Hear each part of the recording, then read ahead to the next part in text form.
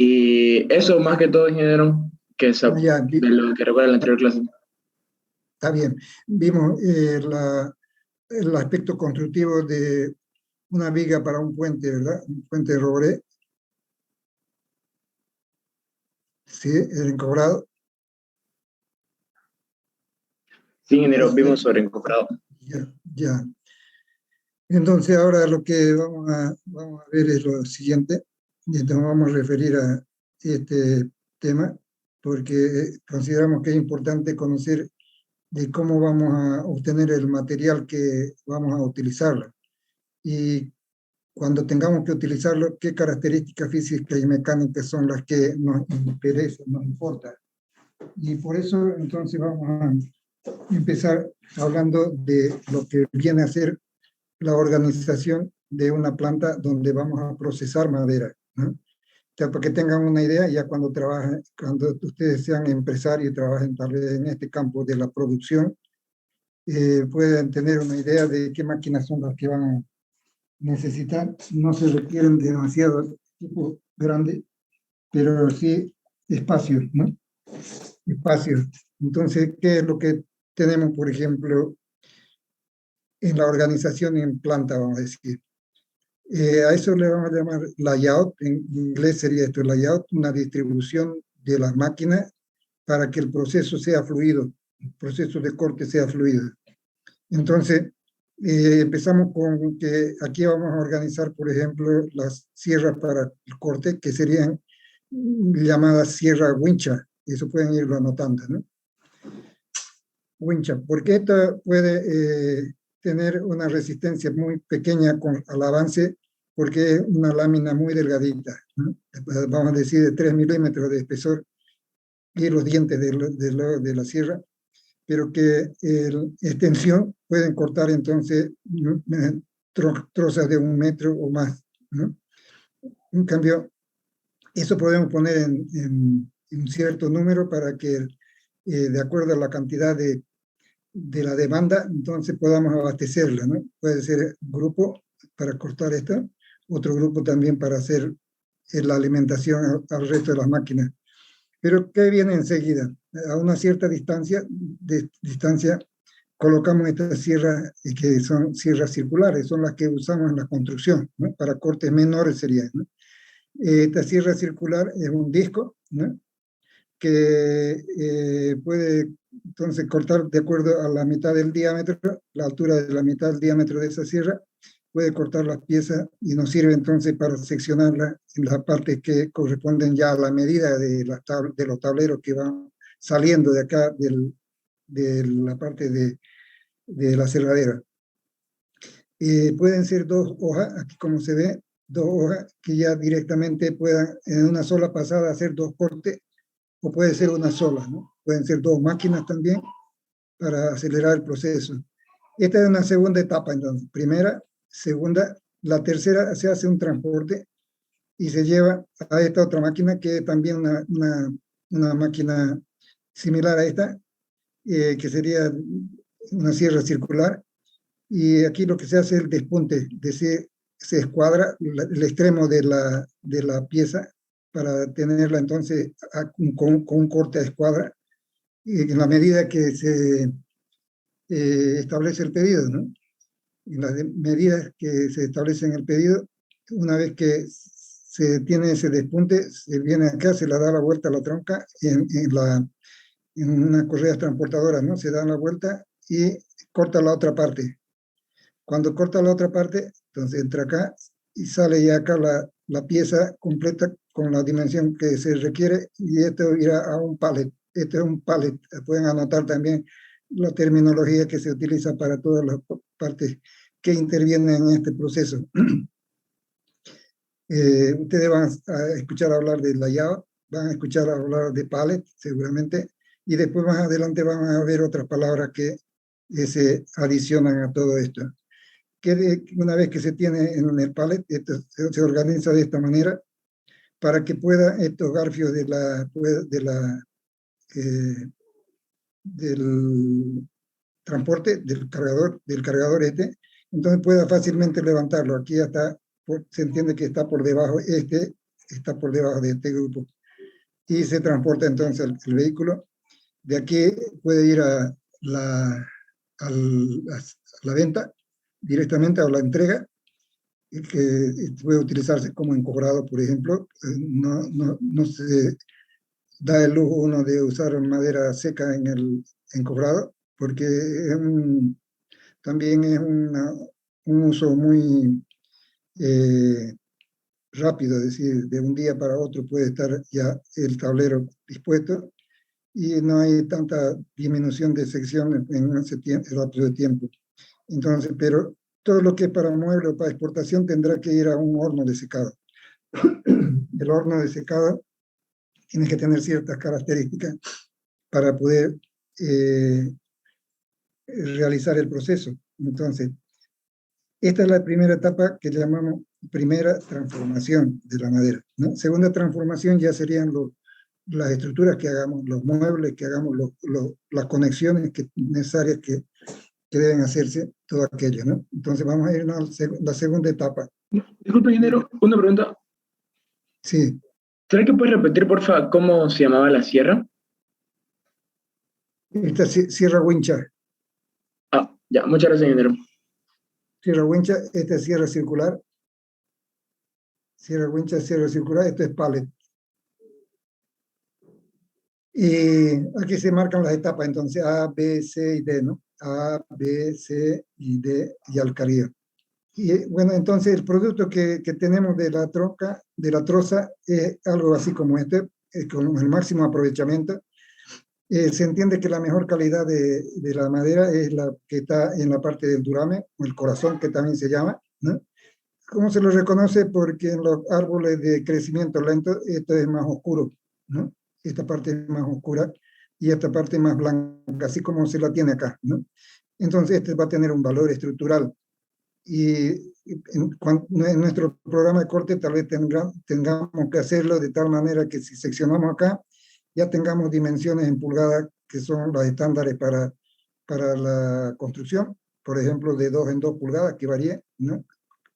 Columnas, por ejemplo, de 20 por 20 centímetros significa 8 por 8 pulgadas, ¿no? Tomando en cuenta todas las dimensiones comerciales, entonces ya se establecen medidas para este corte.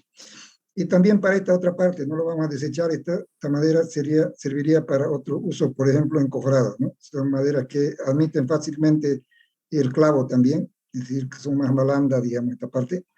Y entonces el aserrado también, el aserrido también es más rápido. Entonces, estos serían ya de dimensiones más pequeñas, digamos, de 2 pulgadas, de 1 pulgada, tableros en general, ¿no? De todas las dimensiones. La cuestión es de que cubre todo el perímetro de la sección de la troza. Entonces, esto se llama programa, ya es un programa de corte. Aquí está.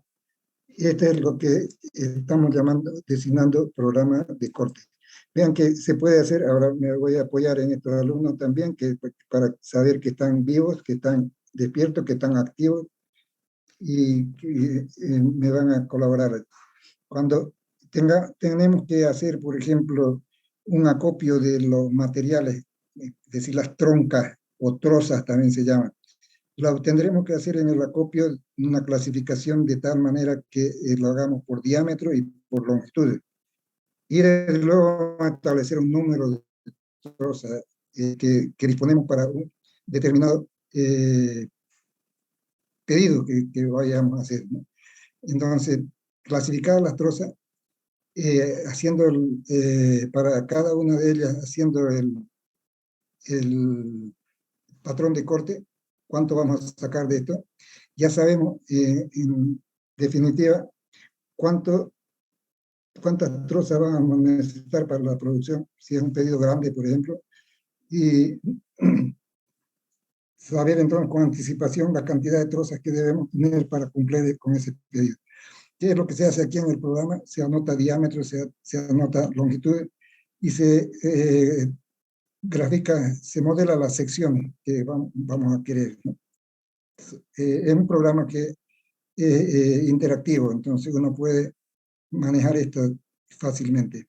Está hecho en Excel y en programación Visual Basic, para los que le interese, es una programación interesante, no es muy complicado para que la utilicen, y les pido muchas veces a los ayudantes que me colaboren en la programación, y salen entonces material didáctico interesante como este, por ejemplo, ¿no? Esto funciona, esto es una simulación. Aquí lo tengo como fijo porque está en PowerPoint, ¿no? Pero después les voy a mostrar que funciona esto. Entonces, algo interesante. Cuando hablamos de material de madera, la madera, entonces hay que hacer ensayos. Dice, ¿ensayos para qué? Para determinar sus propiedades, propiedades físicas y mecánicas, ¿verdad? Y decíamos que nos va a interesar ahí compresión, flexión, corte, todas las propiedades mecánicas también que se requieren van a estar contempladas en esta condición. ¿Qué es lo que tenemos luego? Las probetas, las normas nos establecen ciertas dimensiones para nuestra probeta, y yo voy a poner aquí la traducción de esta norma. Sería América, si lo tenemos por otro lado tal vez mejor, Sociedad Americana, para el ensayo de materiales sería.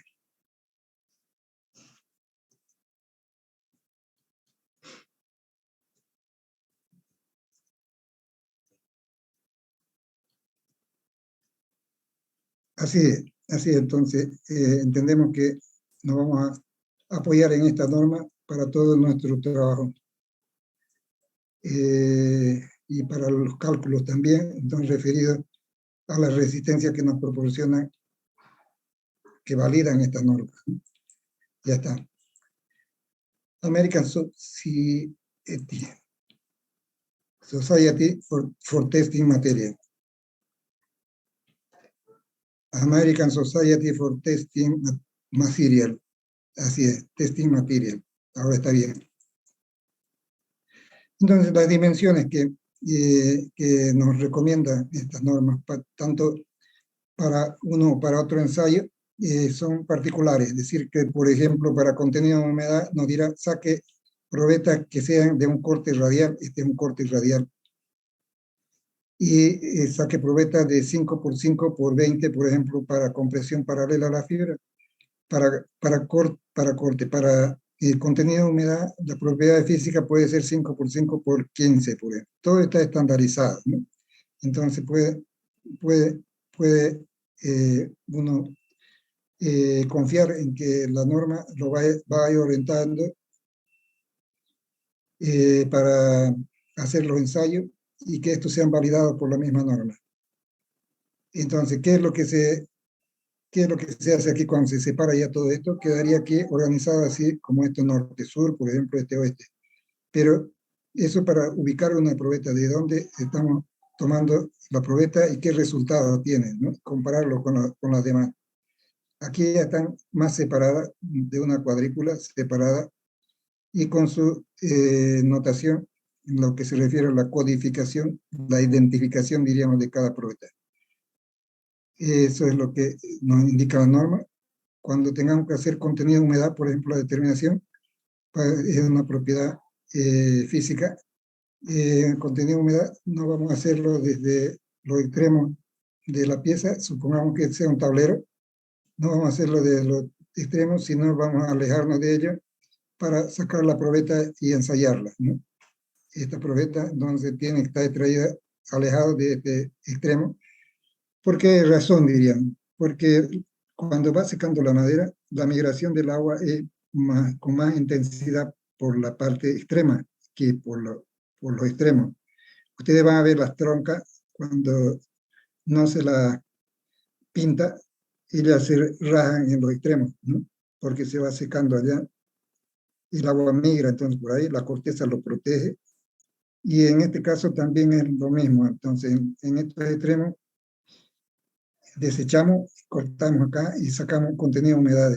Pero no solamente nos interesa contenido de humedad, sino también contracción volumétrica y densidad, ¿no?, de la madera, para tener que clasificarla, por ejemplo, ¿no? Madera dura, intermedia, blanda. Entonces, la probeta que especifica la norma también es ASTM. ASTM. La probeta que especifica es de 5x5 suficiente, dice, ¿no? Es ASTM también.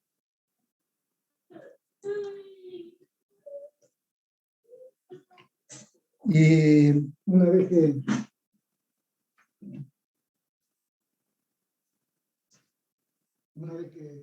el procedimiento es llevarlo al horno, estamos hablando de la metodología ya, llevarlo al horno, y el horno entonces es este que lo tenemos acá, pero previamente a eso habrá que tomarle las medidas, ¿no? Es decir, la probeta tiene esta medida A, B y C, y cuando se pesa en esta balanza electrónica, eh, consideramos esto con la notación de peso húmedo, pero cuando se lleva al horno y después de 24 horas a una temperatura que lo está indicando acá, 103 grados, ¿sí? ¿No? Se seca esta madera, se achica, digamos, ¿no? Y hay que tomarle nuevamente las medidas. Suficiente con pesarla nuevamente, tenemos el peso seco, y con todos esos valores ya podemos hacer la determinación de contenido de humedad, contenido de contracción volumétrica, densidad, ¿no? Todo lo que nos interesa como propiedad física. Entonces, ¿qué necesitamos? Una balanza electrónica, un horno de secado, horno, que admita una temperatura de 103 grados, y tomarle la medida a través de podría ser un calibrador, por ejemplo, ¿no? Un calibrador para tomarle las medidas de la probeta. Ese sería el equipo que se necesita para esto. Aquí se explica cómo vamos a tener que determinar los valores. Imaginémonos esta primera casilla, son las dimensiones de la probeta, 5x5x20. Cuando seca, tenemos estas dimensiones A'. A' vamos a llamarla a la construcción ya de la madera, 4.4 centímetros, 4.7 y 19.9 en la longitud. Estamos hablando de una probeta larga acá, tal vez, de 5x5x15, por 20 más bien. También se puede, ¿no? Lo mínimo es 5x5x15, pero aquí estamos haciéndolo para 5x5x20 centímetros. Entonces, esa es nuestra probeta, y estos son resultados. Entonces, 5x5x20. 4x4, 7x5, resultando cuando está seca ya, ¿no? Entonces sacamos la diferencia, que sería 5 menos 4.4, sería 0,6. Esa es la contracción tangencial. Tangencial llamamos a esta dimensión así, el achicamiento en esta dirección. Radial sería esto. Si estos son los anillos de crecimiento, entonces esto es radial y esto es tangencial, un corte tangencial, un corte radial. Entonces 0,6 sería la diferencia de dimensión para este caso, ¿no? Igualmente sacamos para el otro y también para la longitud. Esas son las contracciones. Entonces, si queremos sacar, por ejemplo, aquí vamos a decir contracción radial, vamos a escribirlo acá, vamos a procurar hacernos un espacio. A ver, ¿qué vamos a decir? Ustedes van a hacer esto. Contracción ya vamos a llamar radial, es para esto, es para esto. Esto sería, ¿no? B radial, contracción radial, va a ser igual a ¿qué? A menos radial B, ¿no? B menos B', B menos B',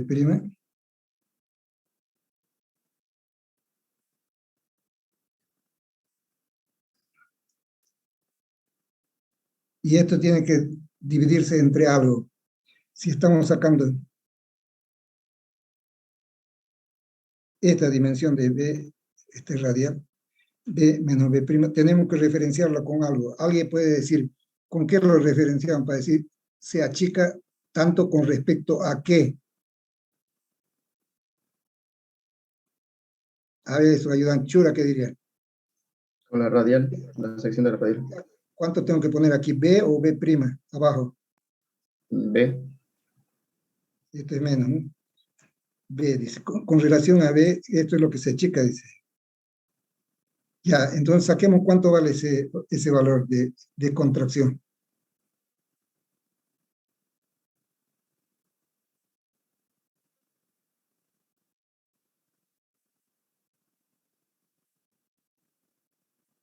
Y esto lo ponemos en porcentaje. Así lo expresamos en porcentaje.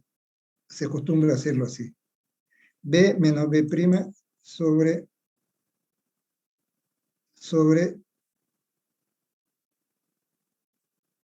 B por 100. Y este se tiene un porcentaje. Eso está mejor. Ahora sí.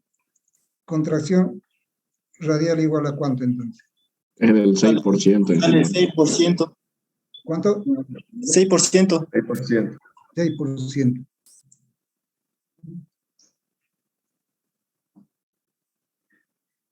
Y nos vamos a la otra contracción, que sería contracción tangencial. Sí, contracción tangencial sería la otra.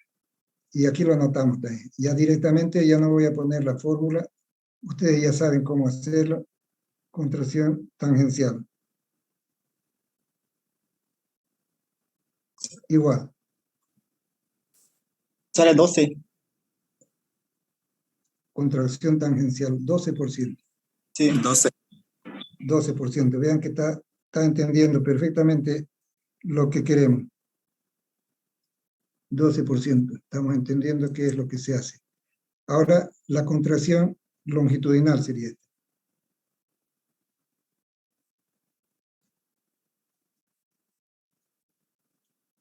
Ya, ¿cuánto resulta la contracción longitudinal? 0,5%. 0,5%. Ustedes van a corroborar lo que están haciendo también paralelamente el cálculo, van a decir si está bien su compañero. Ya. Vamos a hacer otro grupito también que nos ayuda acá. Está de César, de Rodríguez, están colaborando Choque, no colabora Muñoz, Roble está colaborando, Choquima también, Céspedes, Rengifo, y está fuera de combate, no sé quién es, de aquí abajo. Está en tinieblas, Daniel Aliaga Delgado. Ya. Si está bien todo esto, estamos de acuerdo con este y este. Este último es el que no sé si lo multiplicaron ya por 100 y es 0,5%. Sí, ingeniero. Eso Aquí sale está bien, ingeniero. Está bien, entonces, ahora Sí. nos falta algo. Nos falta la contracción volumétrica total ya. ¿Cuánto perdió de volumen la pieza? Eso es así. Estamos organizando el resultado. Ahí está. Entonces, ¿cuánto perdió como resultado del secado? Contracción volumétrica total ya sería. Eso ya es total. ¿Cómo podemos sacarla de ese? ¿No? Sería el volumen inicial en húmedo menos el volumen en seco dividido entre el volumen en húmedo, ¿no es verdad? O en volumen en seco. ¿Entre qué tengo que dividir? La referencia, ¿cuál sería? El volumen seco, ingeniero, El porque volumen. es una cantidad constante. Ya, a ver, alguien puede opinar también. A ver, ¿qué queremos determinar? Nos preguntamos. La contracción volumétrica total, ¿cuánto se achicó la pieza? Decimos que lo hacemos, que el volumen en verde, si quiere, volumen en seco, dividido entre cuánto sería. ¿Entre volumen verde o volumen seco? ¿O entre volumen total? entre volumen seco. Sería entre volumen seco. ¿Sí? A ver, si piensa cuánto, Volumen húmedo sería. El verde. aquí lo que estamos sacando es cuánto achicó.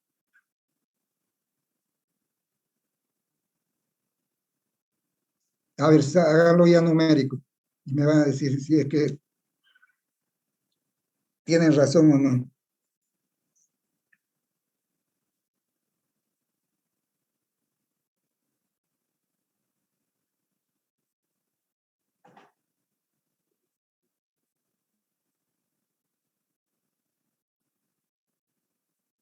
¿Cuánto es el resultado?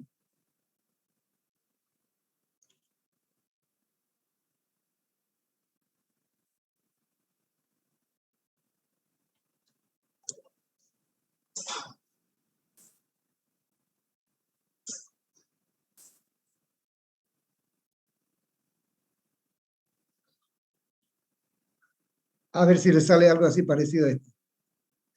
Porque estas son las contracciones para cada dirección de la orientación de la madera, de la fibra. Entonces yo puedo sumarlo todo y tener una aproximación acá. Pero más exactamente ustedes lo van a calcular con volúmenes. Para comparar, ¿no? Vamos.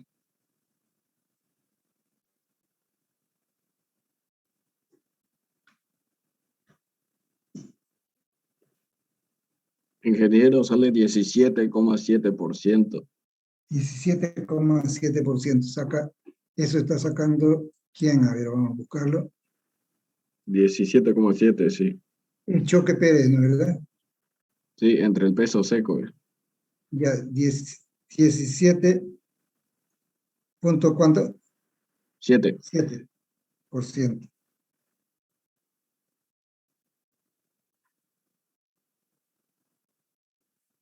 Ya, ¿alguien más puede corroborar ese Sí, resultado?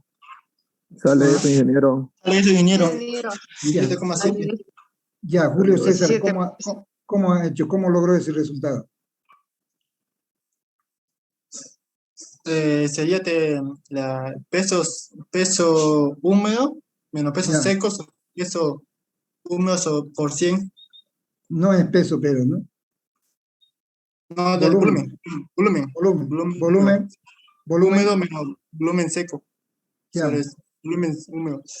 sobre volumen húmedo por 100. Sí, por 100. ¿Eso cuánto da? 17,7%. Ah, ya, entonces es dividido entre volumen húmedo, ¿no? Sí. La referencia es volumen húmedo, entonces. ¿Cuánto achicó del volumen húmedo? ¿Está bien? Entonces se puede hacer así también, vean ustedes que la diferencia es pequeña, se pueden sumar esto para comprobar, ¿no? Que si estamos en lo correcto. Entonces esa es la primera determinación que debemos hacer para este campo. Decir que también nos faltaría aquí conocer si tenemos los datos de esta probeta y tenemos su peso, ¿no? Entonces vamos a hacer eso también, vamos a complementar. Vamos a decir que peso seco, peso húmedo también, peso húmedo. Vamos a ponerlo, ¿sí?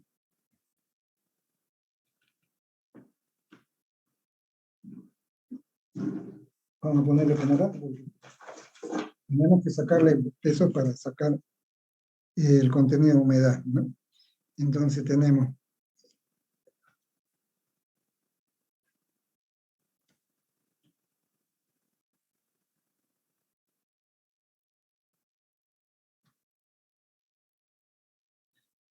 que esta probeta entonces pesa, vamos a poner 5 por 5 por 20.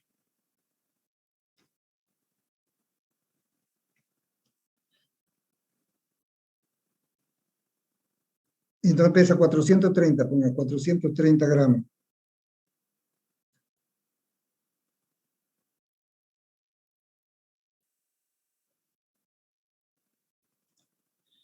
Pero pesa también en seco, después se lleva al horno, decíamos, 12 horas, temperatura 103 grados, y el peso húmedo va a ser este.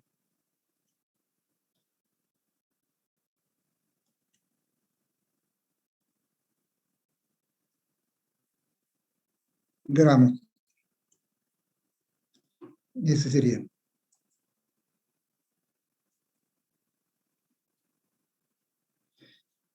Ya está. ¿Qué es lo que podemos sacar con esto? El contenido de humedad. Entonces ustedes saquen ahora, ya saben cómo sacar el contenido de humedad y aplíquenlo. 11.63. Ya.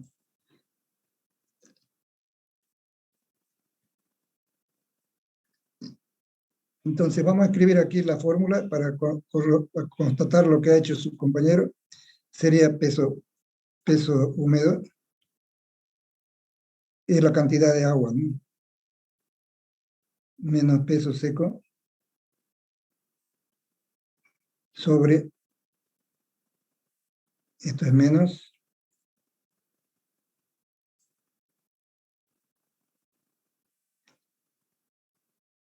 peso húmedo menos peso seco,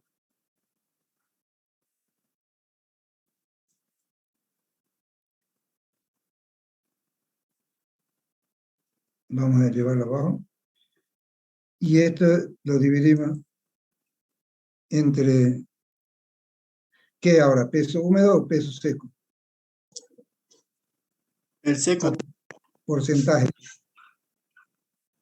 Entre peso seco, dice su compañero. Sí. Vamos a poner Peso seco,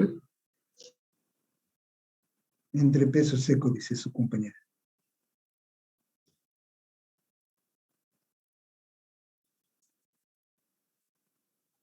Y eso es lo que hizo como resultado. Esto es dividido entre peso seco y por 100, ¿no?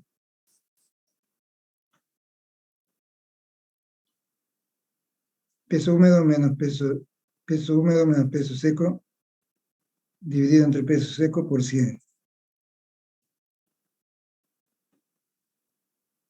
Ya. Y eso da entonces lo que acaba de decir su 13.17. 16. 13.16. 7.16. contenido de humedad igual 13.16.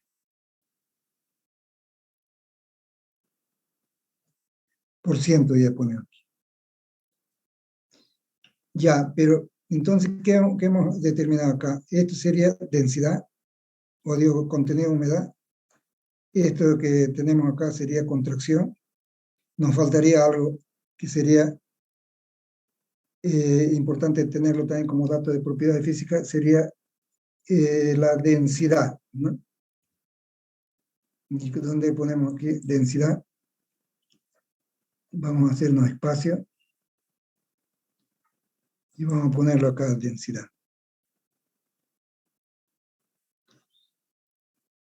Densidad en húmedo va a poner primero, densidad en seco también pueden sacar.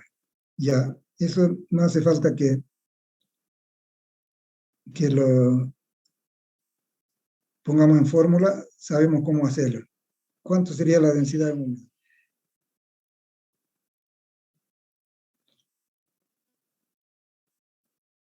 Densidad es peso sobre volumen, ¿no? Peso lo tenemos acá.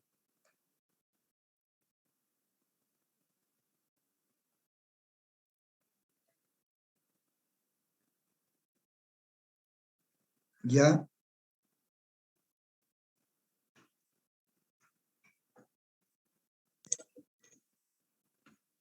Sale 0,86. 86, 6. 0,86, la unidad sería gramos por centímetro cúbico. Ya, y la densidad en seco,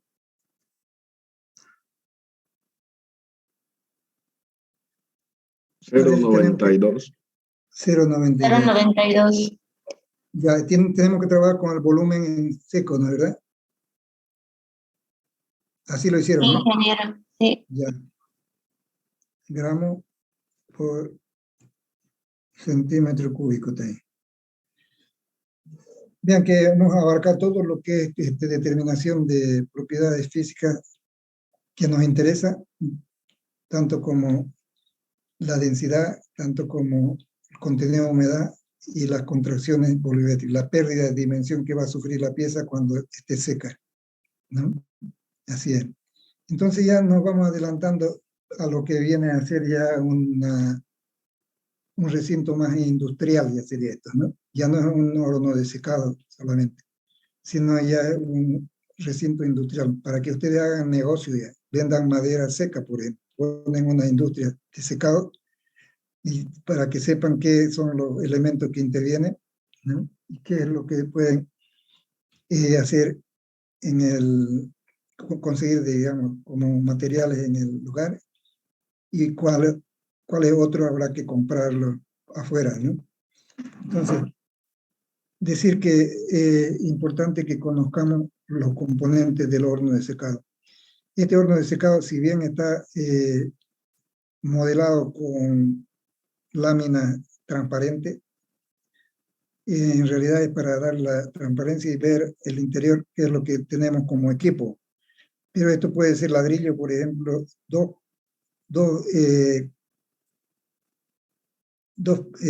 paredes de ladrillo, y al medio ponerle lana de vidrio, por ejemplo, en todas las partes.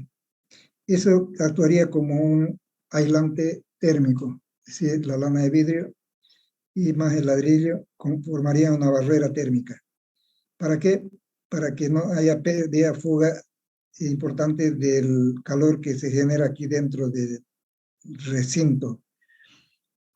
Aparte de las paredes que tienen que ser aisladas térmicamente, tenemos un radiador que puede ser a gas o puede ser eléctrico, ¿no? que caliente el ambiente, entonces. Una estufa, si quiere, ¿no? Que caliente el ambiente.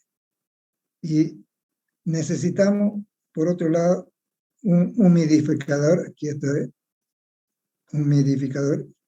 Necesitamos ese humidificador para el momento en que, porque la temperatura está muy alta, vemos que puede haber riesgo de que se raje la madera, entonces inyectamos vapor de agua para modificar el contenido de humedad dentro de la cámara y evitar entonces que haya problemas con nuestro secado. Este es un humidificador, y este es tan importante como el anterior para decir que son los termómetros. Termómetro de bulbo húmedo, este de acá, termómetro de bulbo seco, este otro. Bulbo húmedo, bulbo seco. Pero, ¿para qué nos sirve eso? Para determinar el contenido de humedad dentro de la cámara. La lectura de ella, por ejemplo aquí 48, 43, ¿no? Nos va a dar el contenido de humedad dentro de la cámara. ¿Y en qué consiste en todo termómetro? Este es un termómetro como lo conocemos, con su bulbo, puede ser de vidrio, ¿no? Y este otro también con su vidrio, a la par de este otro puede ser el mismo, pero tiene adicionado un depósito de agua aquí abajo, y que con filamentos de algodón, entonces inundan de humedad el bulbo del termómetro. Entonces quiere decir que esto va a dar una temperatura, por ejemplo, 48, y este húmedo va a dar 43. Esa es una gradiente de secado, gradiente de humedad, o de temperatura más bien. Gradiente de temperatura que nos sirve para determinar entonces el contenido de humedad dentro de la cámara, la humedad dentro de la cámara. La humedad relativa sería, ¿no?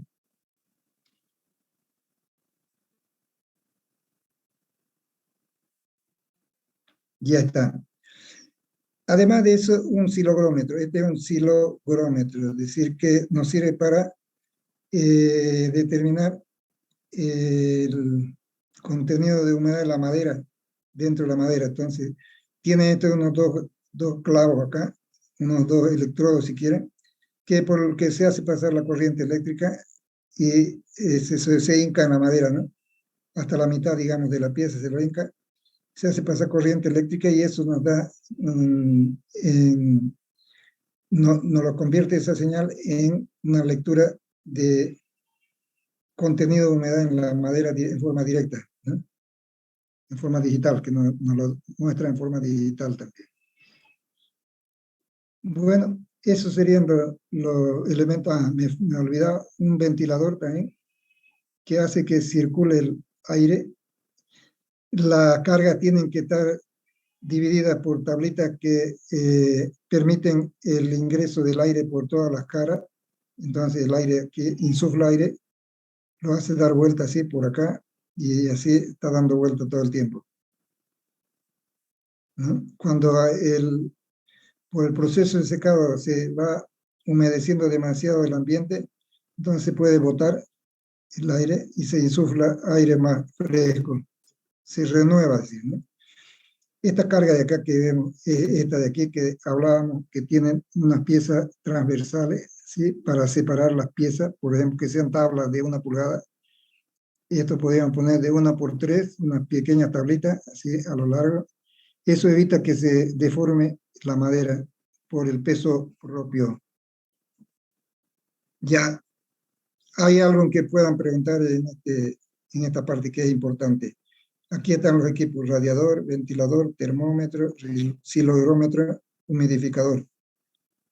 Y hay que hacerle un drenaje aquí, ¿no? Como hay humedad que se escurre aquí, entonces tiene que tener una pendiente, el piso, y una canaletita para colectar la humedad, evacuar la humedad, ¿no? ¿Hay alguna pregunta?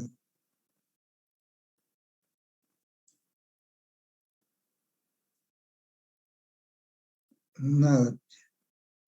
No hay pregunta que valga, dice. ¿Qué? A ver, Ramírez Narváez, Hermina. Se desmayó Hermine. Ahora sí que dice Hermine, a ver si es que ha estado tal vez entendiendo lo que explicábamos. ¿Cómo se determina el contenido de humedad del ambiente dentro de la cámara? ¿A través de qué instrumento?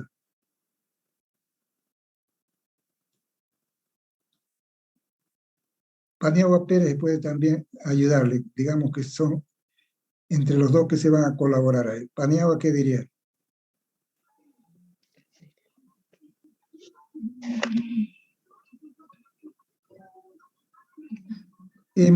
Muñoz tiene la respuesta. Paz Muñoz.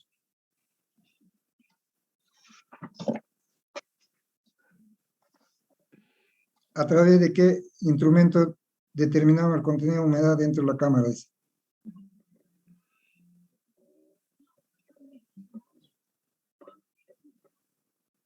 Corcos.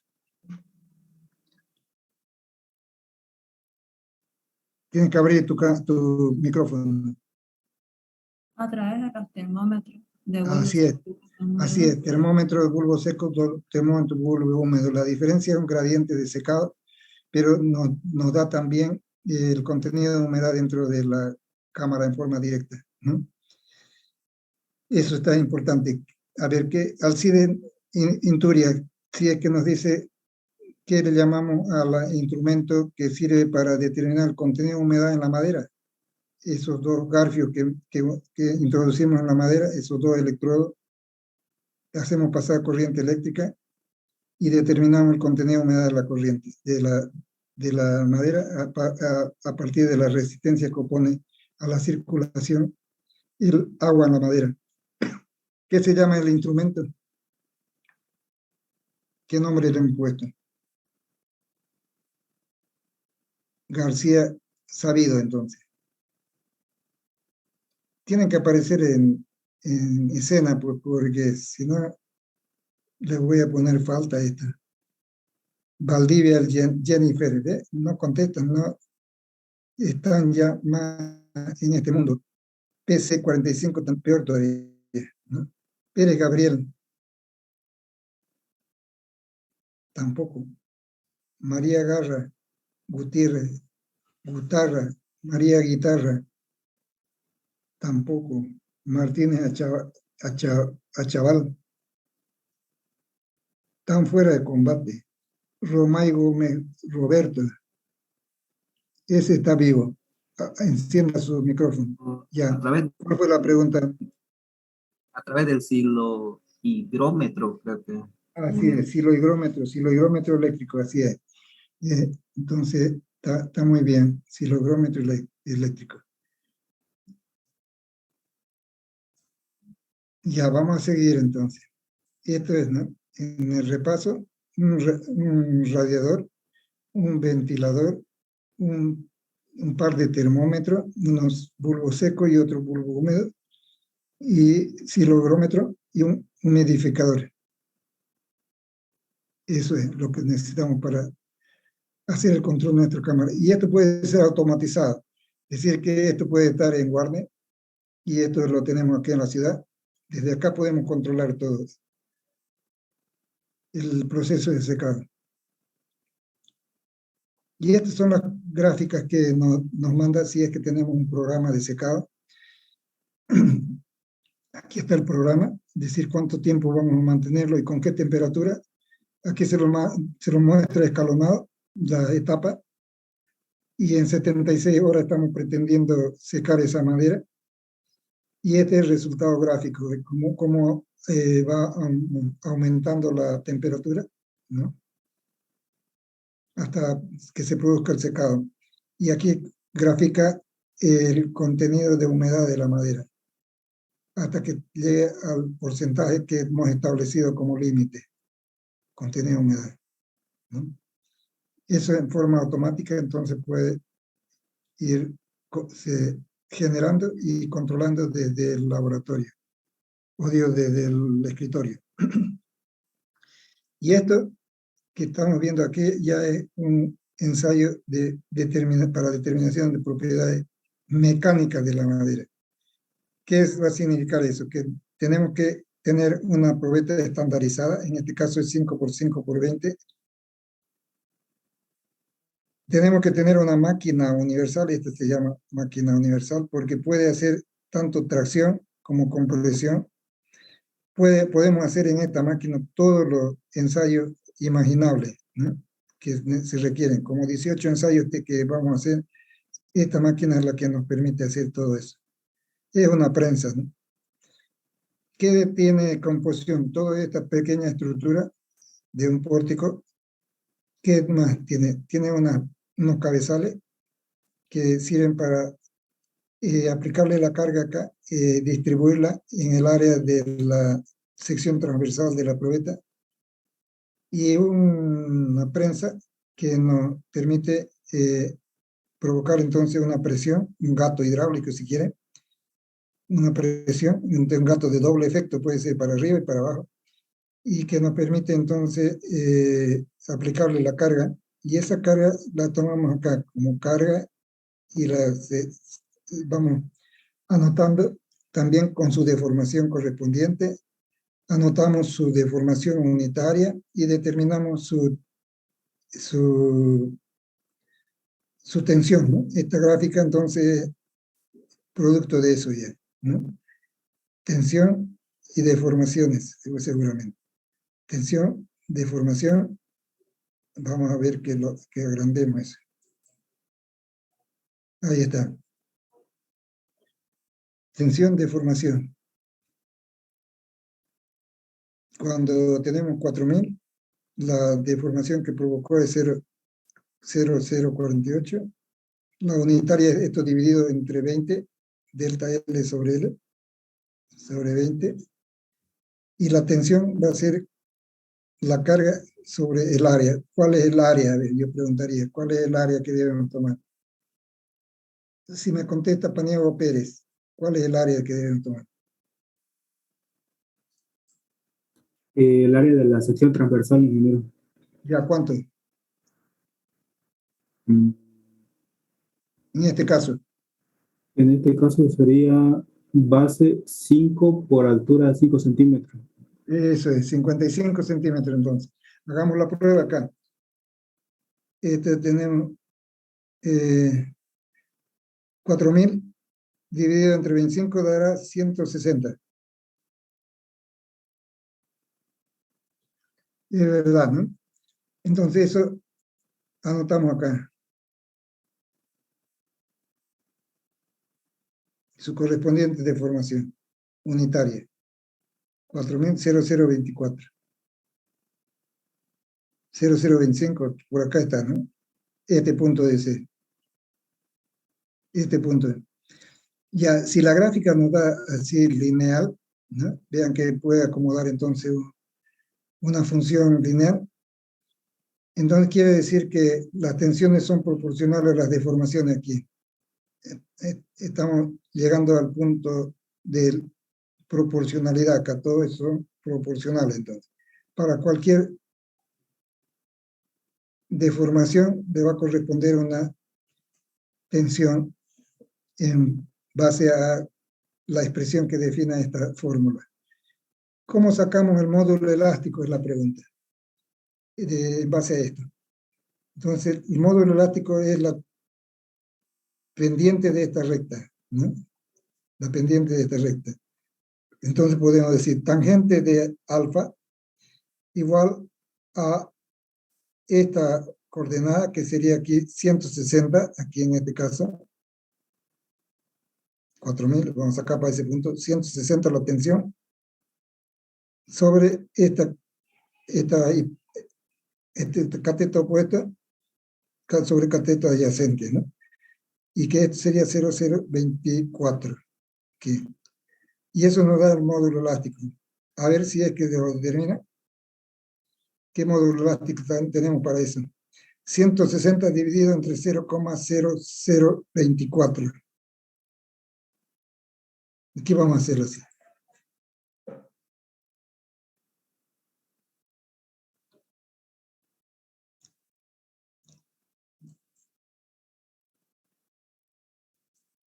¿Cuánto sale?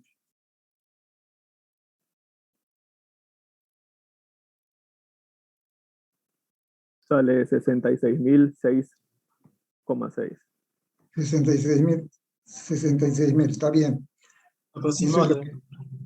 Esto es lo que corresponde entonces para cualquier punto, la pendiente es la misma, entonces cualquiera de ellos va a estar con ese valor. Esa es la interpretación que se da al módulo elástico. ¿Y para qué nos sirve el módulo elástico? Sería la pregunta a Kawashiri.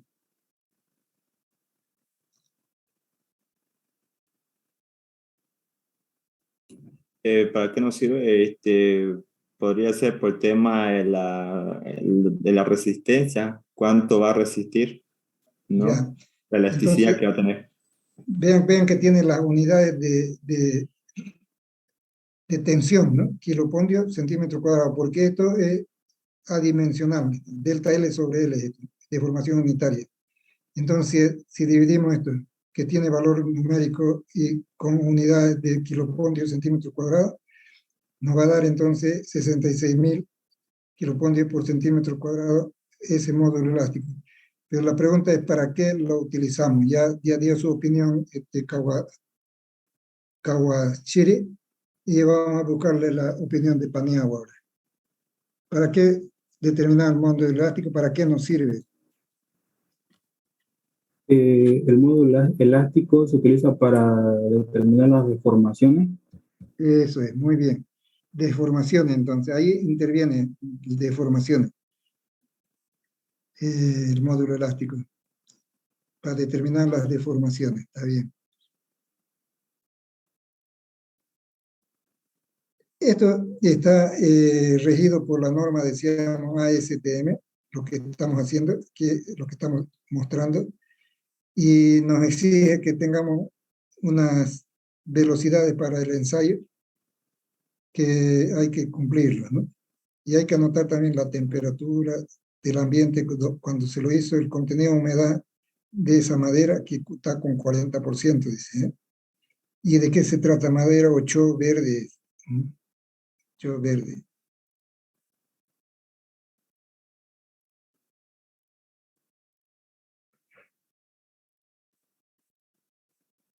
Aquí mostramos ya un gráfico que puede interesarnos más en detalle, es decir, Supongamos que eso sea un resultado de un ensayo de compresión paralela a la fibra. Todos estos valores que están consignados acá corresponden también sus deformaciones, corresponden su deformación unitaria y corresponden su tensión. Si seleccionamos para el graficador del Excel, ustedes saben usar el graficador de Excel seguramente, si graficamos entonces, si seleccionamos estas dos páginas, o digo estas dos columnas, y buscamos el gráfico que queremos, entonces el graficador de Excel nos lo muestra así como está aquí, ¿no? Directamente. Y nos da la función también, la tendencia, a partir de este punto, por ejemplo, que podemos seleccionar hasta acá, qué gráfica es la que acomoda, ¿no? En este caso sería más una línea recta que nos aconseja el mismo programa, ¿no? Y esta es la función que tiene esa línea recta, ¿no? Para esta condición. A no era exactamente 5 por 5, o digo, era 4,99, ahí está, hay que anotarlo, sus valores verdaderos, B igual 4,96. Sería mucha coincidencia que sea exactamente 5. 5 es lo que establece la norma, pero no por eso vamos a desecharla esta, ¿no? Ya está. Ahí este otro ensayo, entonces. 5 por 5 por 15, compresión perpendicular a la fibra. Este anterior era ensayo de compresión paralelo a la fibra. Generalmente esto cuando falla acá, si es que está bien confeccionada la probeta. Falla acá, ¿no? En el medio falla. Y este otro se hunde. La pieza este metálico, cabezal metálico, se hunde, y cuando un hundimiento de 3 milímetros dice que ya falló la pieza. Pero si antes lo hizo, es decir, antes de llegar a los 3 milímetros lo hizo, entonces anota esa como tensión de falla también. Compresión perpendicular a la fibra sería. Probeta 5 por 5 por 15. Se hacen las mismas determinaciones de los ejercicios anteriores. Este es un ensayo de tracción de la madera. Pero tracción con relación a la fibra sería tracción perpendicular a la fibra. Y el área de falla es esta blanca que ven aquí. O sea, se lo ha hecho el entalle de tal manera que la falla se provoque en esta parte debilitada acá. Aquí lo tenemos la probeta grande. Aquí falla. Se aplica la carga acá, dos cargas paralelas a través de este cabezal. Y se anota entonces la carga que provoca esa falla dividido entre el área, sería la tensión de rotura.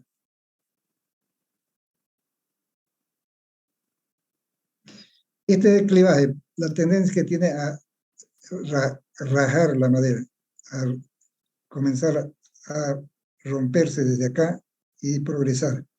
Una rajadura, es decir, hay maderas que tienen tendencia a rajar. ¿Para qué nos sirve eso? Para recomendar su uso en la práctica, ¿no? Si es que exigimos que no sea propensa a la rajadura, tenemos que buscar otra madera que no sea esta. Y este es ensayo de flexión. Vean que todo está normalizado. Pongan atención acá porque este es una aparte a la par, diríamos, del ensayo de compresión paralelo a la fibra. Este ensayo de flexión es el que usamos para nuestro control en el dimensionamiento, el control por flexión. Y la probeta estandarizada es 5 por 5 por 76. Aquí la tenemos, 5 por 5 por 76. ¿No? Y la longitud entre apoyo y apoyo resulta que si le damos acá 2,5 de seguridad, 1 pulgada de aquí desde el eje, entonces esto resulta 71. 71, la luz de flexión sería 71. Estos apoyos son apoyos que permiten rotación, como ven, son fijos en esta dimensión, fijos, pero permiten rotación, es decir, que cuando se deforma la pieza, permite que rote también la pieza, ¿no? Y de esa manera entonces ensayamos la pieza hasta que rompa, y en su carga hasta que llega a la rotura se va anotando toda igual que en el de compresión paralela, para sacar el momento, decir, y sacar la deformación, la lectura de deformación, y sacar el módulo elástico a través de la fórmula que conocemos. P por L al cubo sobre 48 EI. Aquí me faltó EI, está, claro. I por delta sería deformación acá. Esta lectura. Vean que el módulo elástico no es el mismo módulo elástico, la manera de sacarlo también con relación al primero que hicimos cuando hablamos de compresión paralela a la fibra. Este módulo se lo tiene a través de la fórmula, esta fórmula, ¿no? Que es la que esperamos que se dé dentro del campo elástico, desde luego. Entonces, un deformímetro que nos mide el descenso de un dinamómetro que nos permite aplicarle la carga, la lectura de la carga, y un conector que tiene una parte curvada acá para que también se vaya acomodando a la curvatura de la viga. Tiene que ser así, no tiene que ser plano. Y el equipo decide, la máquina universal. Eso nos permite entonces determinar este módulo elástico, que es el que por ahí nos interesa. Nos permite también, nos indica también de que es necesario tomar el contenido de humedad de la probeta.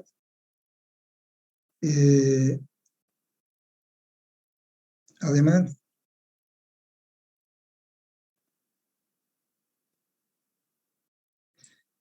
saber dónde va a fallar, por ejemplo, que va a ser una falla por flexión, puede romper aquí, así, vamos a ponerle con otro color, y va a romper aquí entonces, ¿no? Las fibras inferiores se van a romper, esa sería una falla por flexión, tracción, pero también podría ser que se abulte arriba, ¿no? Entonces eso, las fibras una con otra se montarían acá,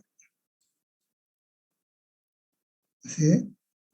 Abundan, se abomban. ¿Sí? Entonces, puede ocurrir esto o simultáneamente ambos, si las tensiones que acepta son las mismas. Pero esos son típicos, la caracterización de falla por flexión. Nos preguntamos entonces, ¿cómo será la caracterización de una falla por corte? ¿No? Aquí lo veríamos en la imagen que tenemos acá. Y vamos a hacerlo con color negro también eso. Pero vamos a preguntarle a uno de ustedes cómo se da la figura. A ver, estos ya han colaborado, Rodríguez, y Robles también. Céspede, a ver, Céspede Mercado. ¿Cómo se le ocurre que va a ser la falla por corte, si es que vamos a poderla observar? Que no falló por flexión y va a fallar por corte. ¿Dónde fallaría primero? ¿En qué lugar? ¿Y cómo sería el tipo de falla?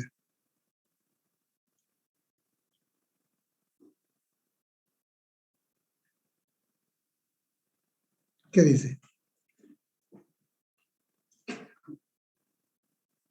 No lo sé, ingeniero.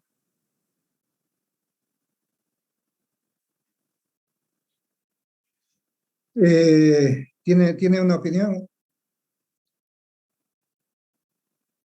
Céspede, ¿tiene una opinión? ¿Dónde se produce la falla y qué tipo de falla es? Sabemos que el corte menor de resistencia menor para la madera es paralelo a la fibra. Corte paralelo, porque puede haber corte perpendicular también, ¿no? Paralelo es.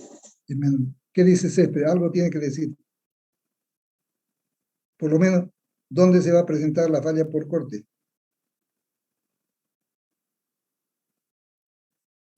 No se atreve, ¿no? A ver, ayúdele, Roble.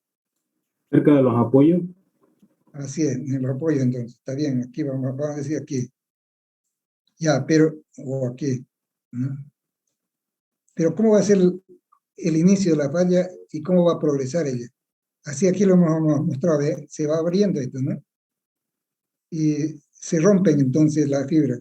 Acá unas se montan sobre otras, ¿no? Acá, ¿cómo será la falla de corte paralelo a la fibra? Porque eso es lo que va a suceder primero. Si va a fallar por corte, va a ser paralelo a la fibra. ¿Puede tener una opinión?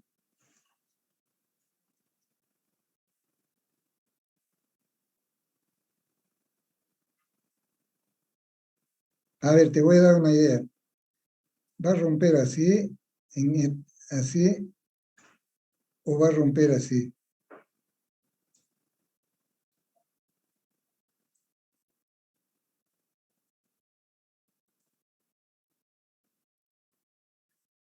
¿Cuál de los dos? ¿Ah? A ver, aquí vamos a decir, tal vez para magnificar el hecho, aquí se va a abrir así.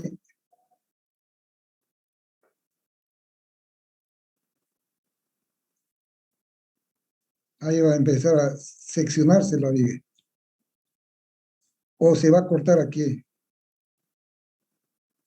Eso es lo que tienen que decir. ¿Va a ser así en esta área o así? Horizontalmente va a ser, ingeniero. Se va a ir abriendo. Abriendo, ¿como cuál? Como esta. Sí, horizontalmente. Así es.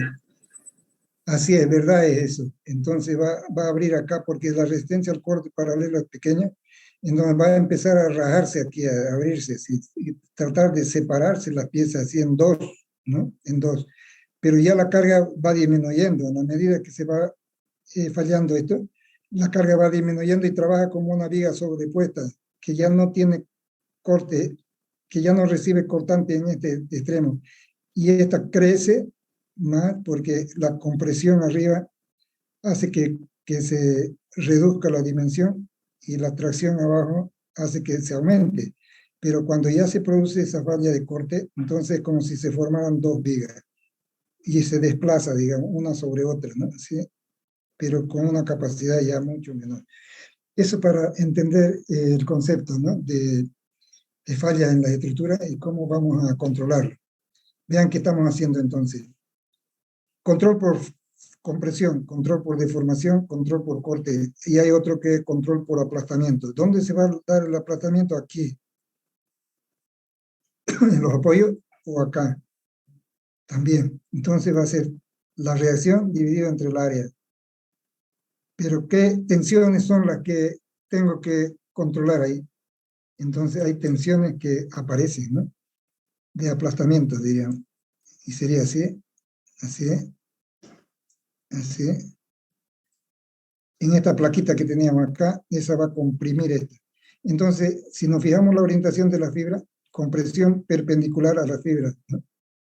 No tiene que pasar ese límite de compresión perpendicular a la fibra para que sea aceptada nuestra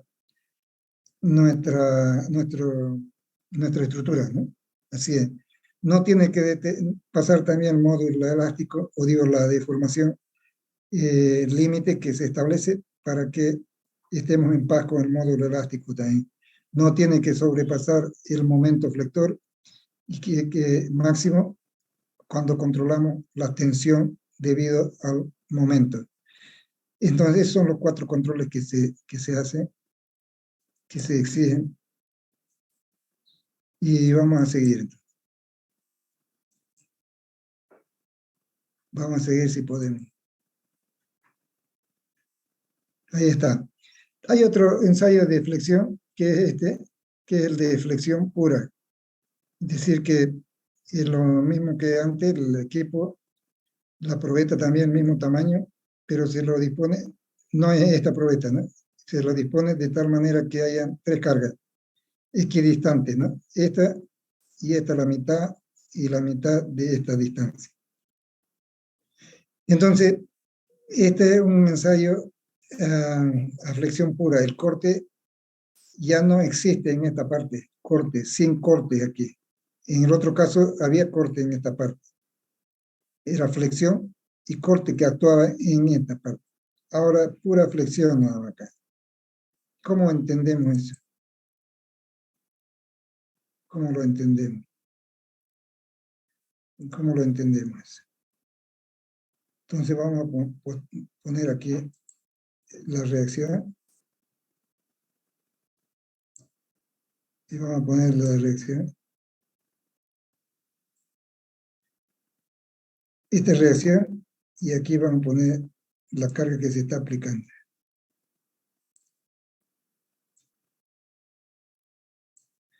Entonces, como esta es igual a esta, por la simetría, entonces acá, cortante a partir de esto es 0 para acá, ¿no? Aquí hay corte hasta acá. Y aquí, entonces, para acá ya no hay corte. A esto se llama ensayo de flexión pura. Ensayo de flexión pura, que se presenta en algunos casos. Y es interesante que ustedes lo entiendan de esa manera. Nos sirve para imaginarnos en el dimensionamiento cómo funcionan las estructuras en realidad. Eso es lo interesante. Seguimos entonces. Este es ensayo de tracción. O sea, la probeta se la elabora de tal manera que tiene esta característica reducida acá de área, es donde rompe, porque es muy resistente a la tracción la madera.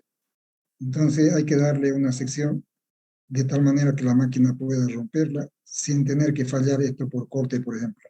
Acá. Entonces, la probeta es estandarizada por la norma y también nos exigen velocidades para el ensayo y la aplicación de carga. Este para corte, justamente lo que estábamos hablando, ¿no? Entonces tenemos, por ejemplo, este entalle que hacerle a la probeta. La probeta es 5 por 5 por 5, no, 5 por 5 por 5 hasta acá. Y esto es 6,35, esta altura. Vamos a anotarlo ahí. Vamos a hacer un intento de determinar el cortante ahí. Ahí vamos a decir que esta probeta está aquí como, este es los 5 centímetros.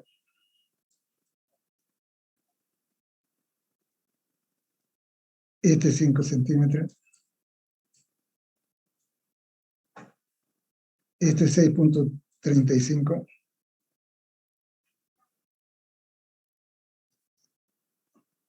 Y esto es 1,9 aquí. Esta partecita de acá es 1,9. Se hace un entalle ahí para poder acomodar el elemento que le va a proporcionar la carga. Esta es una plaquita, ¿eh?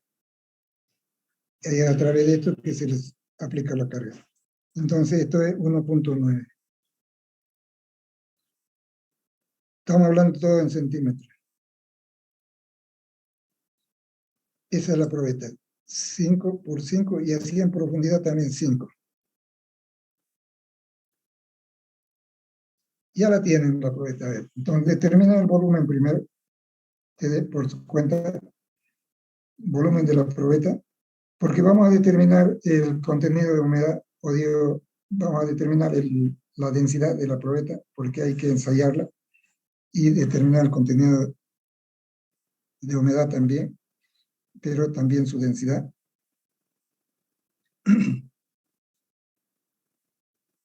Y vamos a ponerle entonces aquí valores.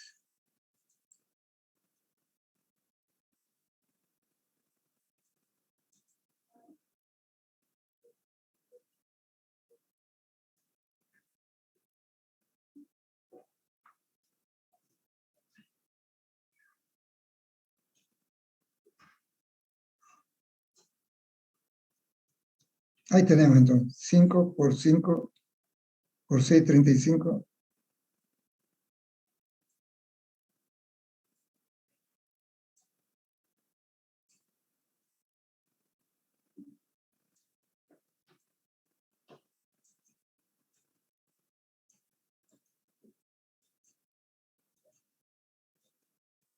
Ya, sacaron el volumen. 5 por 5. por 1,90, 635. 145,9. Ya, volumen, vamos a buscar la probeta. Ahí que está.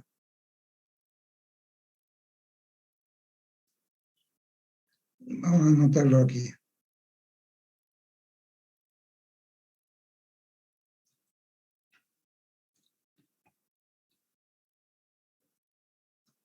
$145 centímetros cúbicos.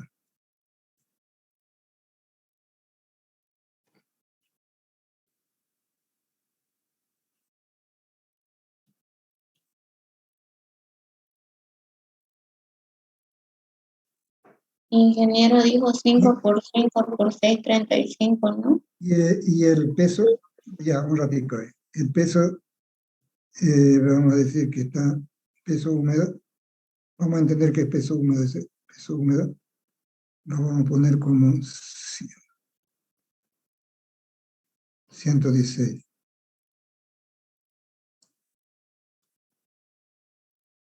gramos. ¿Qué queremos? Determinar densidad.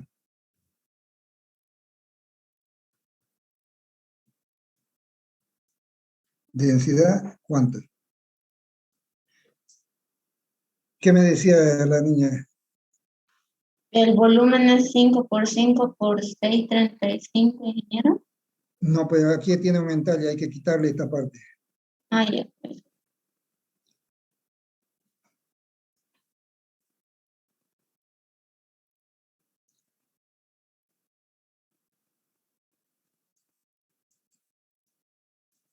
La densidad es de 0,8 Densidad gramos 0,8. centímetros cúbicos. 0,80 centímetros cúbicos.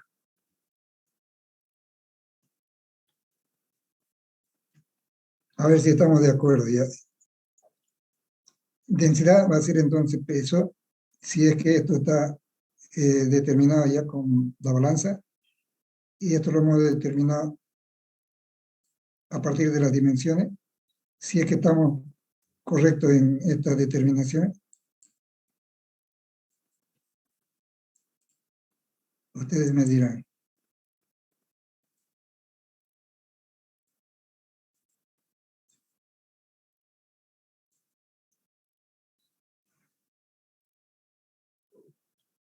¿Está bien?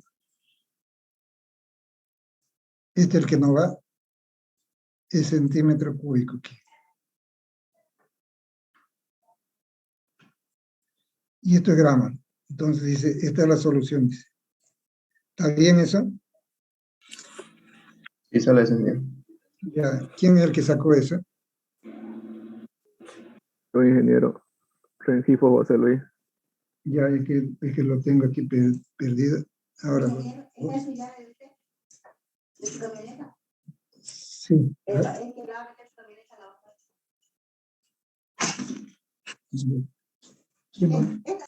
José Luis, ¿está bien? José Luis, si es que está de acuerdo. Robles Campos, ¿está de acuerdo? Sí, sale ese, ingeniero, sale dividiendo. Ya. Entonces ahora lo que vamos a hacer es determinar la tensión que ocurre de corte. O sea, este bloque de acá, si se fijan, con la carga esta que tenemos, se transmite aquí como un cortante y va a seccionar la pieza en dos partes. Es decir, esta parte pequeña, este volumen pequeño, lo va a separar de esta parte grande. Entonces tenemos que sacar la tensión, y la tensión la vamos a llamar entonces F sub E, para decir tensión de corte. F sub E, y van a sacar ese valor. ¿A qué sería igual? F sub E sería la carga P de rotura dividido entre un área. ¿Cuál será el área? Entonces ustedes tienen que imaginarse ya cuál es el área. Y me dan el valor de aquí la tensión. Vamos a representarlo así, F sub E, para decir corte.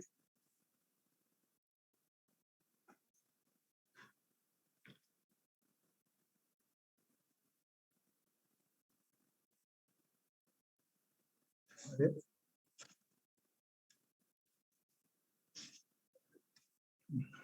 Vamos a ver cómo están el resto de la gente.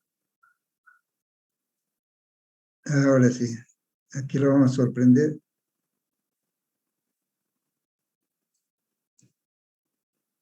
Ahora sí. Pérez está durmiendo.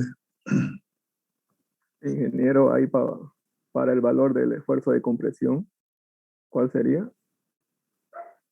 Ah, la carga, ¿no? Ya. Sí. Tenemos que tener la carga que está actuando. Aquí vamos a ponerlo como dato entonces. ¿Qué? Carga de rotura, así. Igual 700.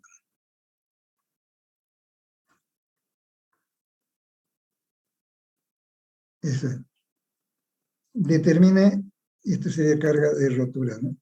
Este P. Determine la tensión de rotura. Sería igual a 73,7. 73.7. 73,7 igual.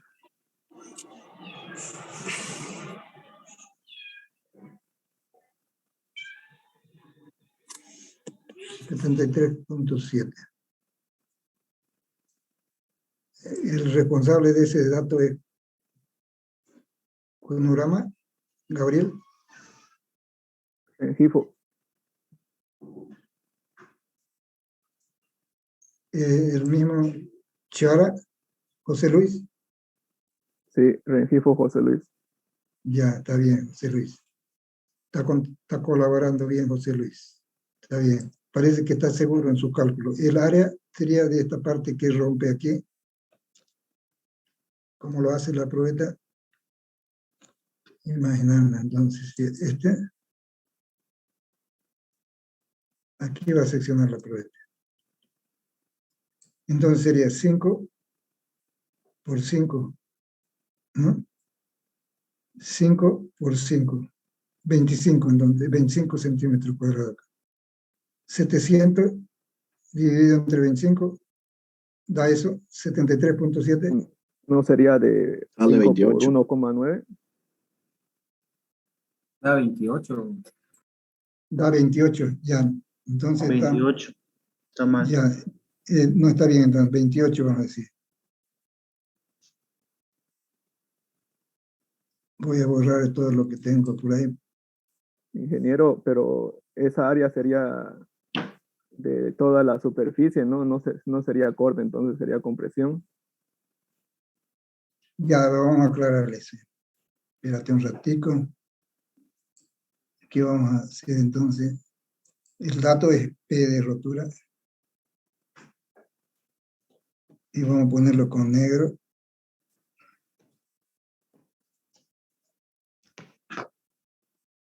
Y eso estamos diciendo que es 700.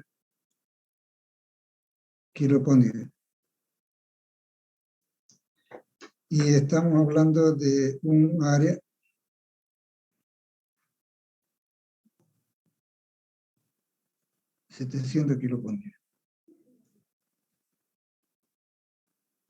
de un área de rotura igual a 25,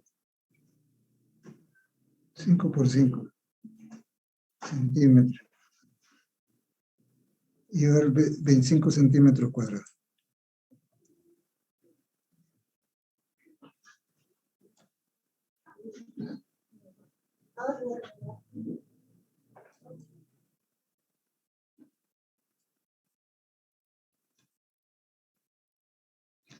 Y estamos hablando de una tensión, entonces, que resulta igual a 17 punto ¿cuánto? 28. 28, ingeniero. 28. kP por centímetro cuadrado.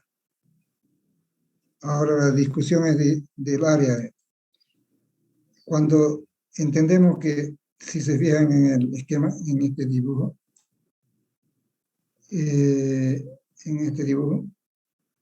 vamos a salir de esta opción.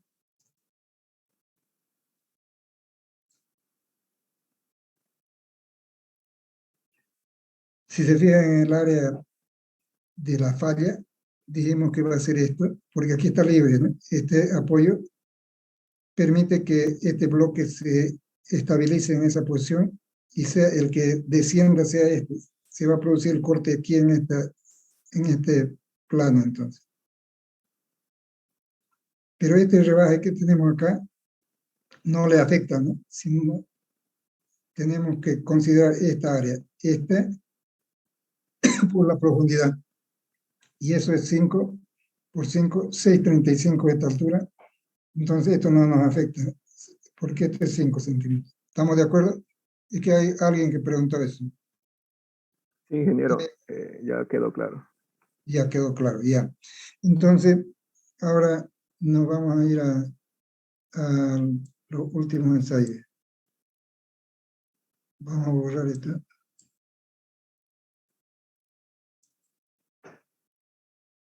Y vamos a salir para allá. Esta es de dureza. Es una esferita que penetra en la madera hasta ese tope que se pone como límite en el cabezal. Lo voy a dibujar así. Esta parte es así. Esta parte de aquí. Y aquí tiene una esfera.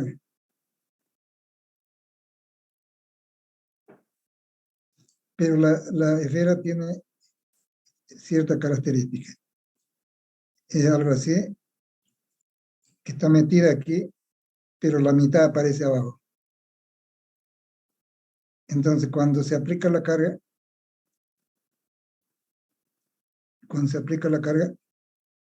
la madera que lo va a resistir sería esta. Se va a hundir entonces la mitad del diámetro. Ahí ya para la máquina. Es decir, ya es suficiente para determinar la dureza. Esta parte estoy dibujándola ya en corte, esta parte, ¿no?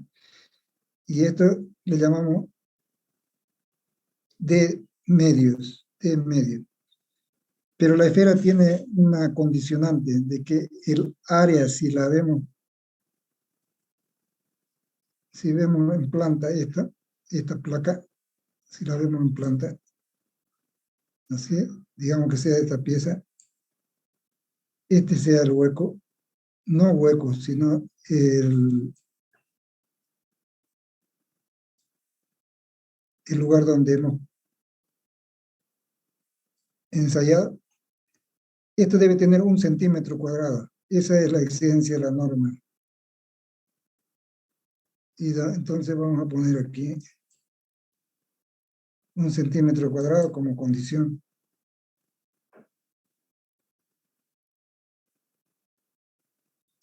El área tiene que tener 1 centímetro cuadrado.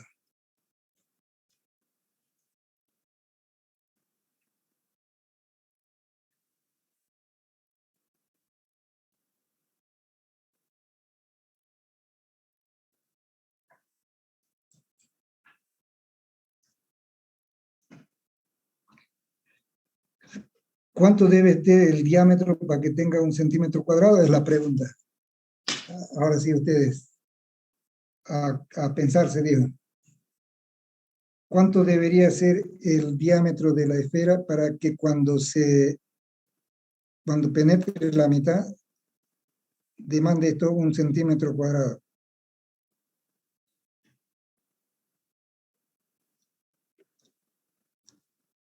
Ingeniero, es 1,12, 1,128. Muy bien, a ver, ¿quién es el que sacó eso? Ingeniero, lo que se hace es igualar el área a 1, pi por diámetro al cuadrado, que es la incógnita, entre 4. Así, Choque Pérez, ¿no? Sí, sale 1,128. 1,13 sale. Muy bien, está. Eso es lo que debemos saber entonces. 1,128, ingeniero. Ya, 1,3. 1,13 ya podríamos redondearlo, entonces va a ser la huella. Directamente entonces la carga que se lee es la dureza de la pieza, la carga que se lee, ¿no? Y aquí está la especificación para la velocidad del ensayo también, ¿no? Es interesante este ensayo. y esta es, en este caso, el resultado. Vamos a seguir. Lo último.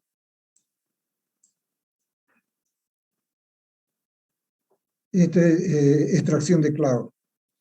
Voy a hacer que borremos esto. Extracción de clavo. Los clavos se introducen así en forma perpendicular a la madera y se deja una parte abierta acá para que este cabezal con su garra entonces pueda hacer la tracción. Se aplica la carga y se mide se lee cuánto necesita para arrancar este clavo de estas dimensiones. Tienen que ser conocidas las dimensiones de los clavos, ¿no? La madera también, cuando se ensaya, son de medidas estandarizadas, 5 por 5 por 15 por ejemplo. Y de esa manera podemos saber la resistencia de un clavo y saber cuántos clavos vamos a poner en una determinada unión cuando le aplicamos un factor de seguridad. Eso es para este tipo de ensayo. Entonces,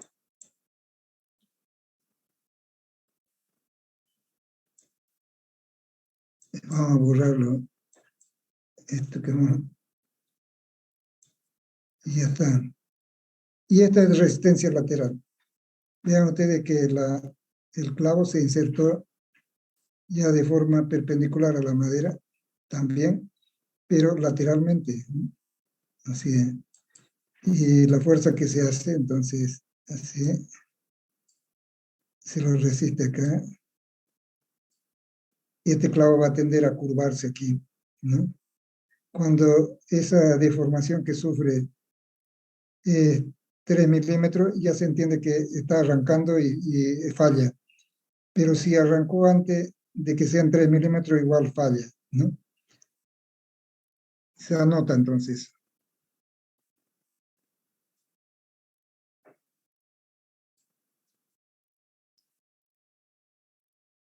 Eso es. Bueno, eso para ahora. En la próxima vamos a continuar. Ya es más que suficiente por ahora. Sería el jueves, ¿no? Si no hay ninguna pregunta, entonces nos vemos el jueves, jóvenes. Sin ninguna aclaración. Ya vamos a tener ayudante también hasta el jueves, yo creo. Y yo lo que necesito es la lista para ir, la lista definitiva para ir anotando los que participan. Ahora lo estoy haciendo así en forma separada, pero quiero tener la lista definitiva. Ojalá que ya vengan todos también, todos los alumnos.